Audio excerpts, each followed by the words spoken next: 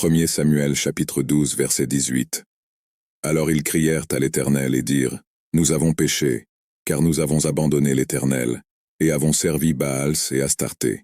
Maintenant donc, délivre-nous de la main de nos ennemis, afin que nous te servions. » Dans ce verset, le peuple d'Israël reconnaît ses péchés, et se repent devant le prophète Samuel. Ils avouent avoir abandonné le Seigneur et servi d'autres dieux, comme les Baals et la déesse Ashtoreth. Face aux problèmes et aux ennemis auxquels ils sont confrontés, ils recherchent le pardon et l'intervention divine, promettant de retourner au service exclusif du Seigneur. Ce verset fait partie du discours de Samuel à la nation d'Israël, dans lequel il résume l'histoire de la relation de Dieu avec le peuple depuis l'époque des patriarches jusqu'à l'époque des juges. Samuel rappelle au peuple comment Dieu l'a délivré d'Égypte et l'a conduit vers la terre promise, et comment le peuple s'est détourné de Dieu à maintes reprises, ce qui a entraîné des problèmes et de l'adversité. La confession des péchés et la demande de libération montrent un cycle récurrent dans l'histoire d'Israël, dans lequel le peuple oscillait entre l'adoration de Dieu et l'idolâtrie.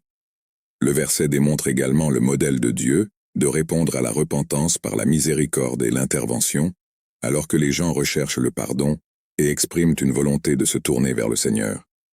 Ce verset peut être considéré comme un rappel de l'importance de la repentance et de la recherche de Dieu au milieu des moments difficiles.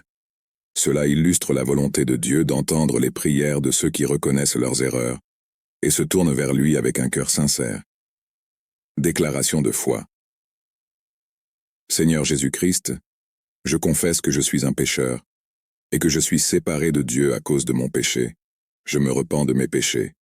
Et je reconnais le Seigneur Jésus-Christ comme le seul et suffisant sauveur de ma vie, et dirige-moi à la vie éternelle, et écris mon nom dans le livre de vie.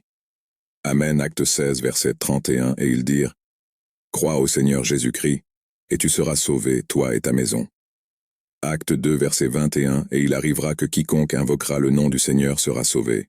Marc 16, verset 16, quiconque croira et sera baptisé sera sauvé. Mais celui qui ne croira pas sera condamné.